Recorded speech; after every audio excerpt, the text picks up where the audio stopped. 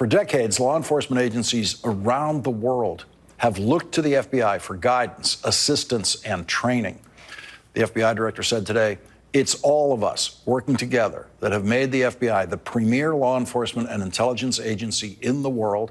The people, our partners, are vying to send their officers and deputies to train with, the people businesses call when their networks have been compromised or their operations have been taken offline, the people the American people turn to when their child is in danger.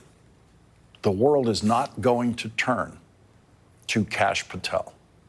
Director Wray did not directly address the lies told about him and the FBI by Donald Trump, the man who appointed him, but he did say this, quote, "We're on the American people's side, the Constitution's side, and no matter what's happening out there, in here, we've got to stay committed to doing our work the right way every time with rigor and integrity. That means following the facts wherever they lead, no matter who likes it or doesn't, because there's always someone who doesn't like it. It means conducting investigations without fear or favor.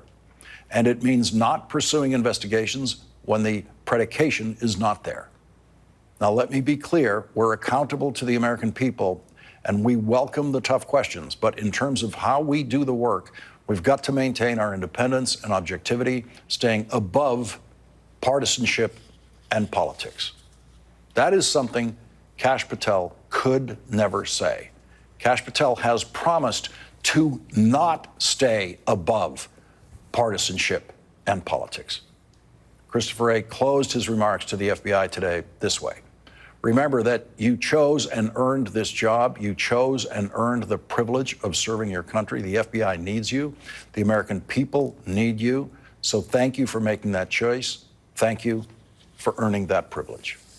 Leading off our discussion tonight is Senator Sheldon Whitehouse, Democrat of Rhode Island. He's a member of the Senate Judiciary Committee, and he chairs the Subcommittee on Federal Courts. He's also a member of the Senate Finance Committee and is the chair of the Senate Budget Committee. Begins his fourth term in the United States Senate next month. Senator Whitehouse, the contrast we see there between what Christopher Wray had to say and what Kash Patel had to say in that same collection of comments. Kash Patel is saying he wants to destroy the intelligence division of the FBI, the people who are preventing the next 9/11. In fact, the intelligence division operation of the FBI was set up to remedy the problem of the firewall between the intelligence community and domestic law enforcement. And one of the signal achievements... Set up by a Republican administration, yeah. George W. Bush. Yeah, and one of the signal achievements that has helped kept us safe has been to have that cooperation between the FBI on the domestic side and the intelligence community that is providing intel to the FBI and supporting it back and forth. So the idea that you would take down the domestic component of that makes no sense at all. You're a former U.S. attorney, federal prosecutor, working with FBI every day in everything you were doing as a U.S. attorney.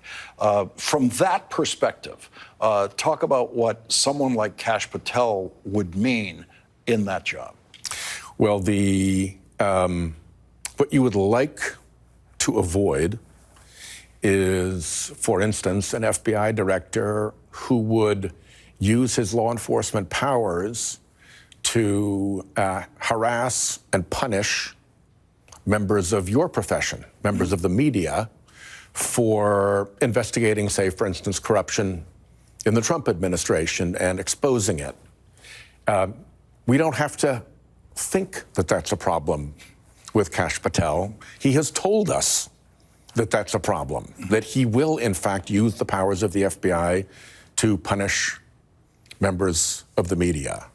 You would like to avoid an FBI director who comes in with a prefabricated list of people he wants to get for reasons of vengeance.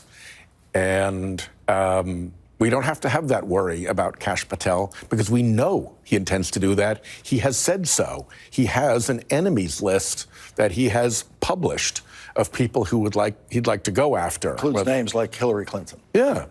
And some very minor people who are perfectly nice and normal folks who really don't need that kind of, Hillary Clinton can stand up on her own 2 feet. She's a serious figure. Some of the lesser known people are the ones who are even more vulnerable to that kind of fear. So Wray used an important word in there. He used the word predication. He used that on purpose. Predication, as you know, is what prevents the FBI from going out and investigating somebody willy-nilly just because somebody doesn't like them. You can't open an FBI investigation unless there is predication that a crime has been committed and that there's reason to consider this person as a legitimate suspect. So when he uses the word predication in that statement, he is making a point, and it's a point that I don't think Kash Patel understands. His confirmation is by no means certain at this point. By no means certain. There have not been 51 Republicans step forward and say, we 51 are voting for his confirmation.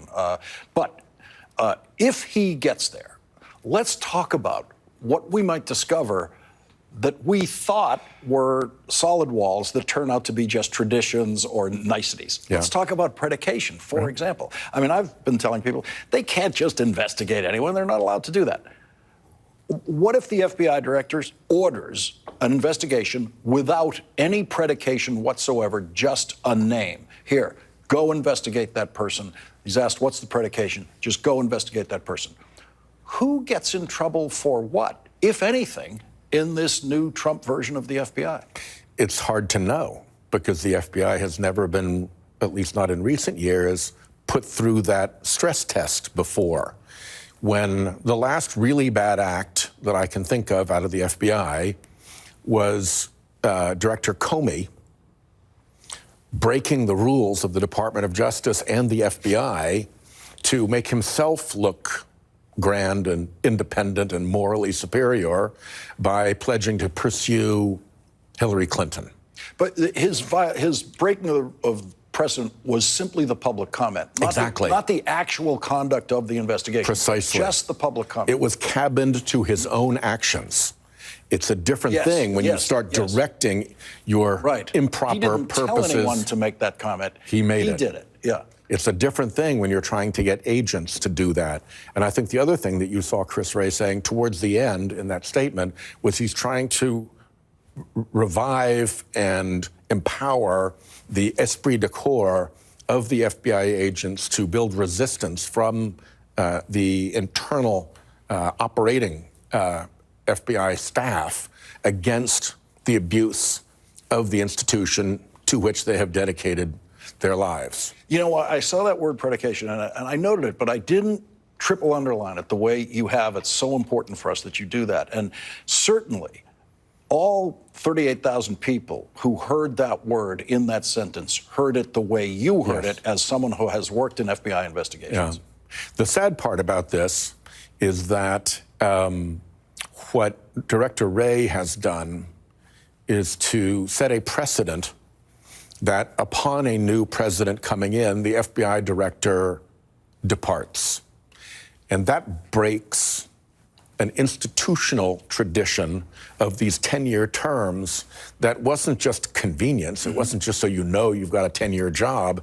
It was to disconnect the role of the FBI director from politics and from the sequence of political elections.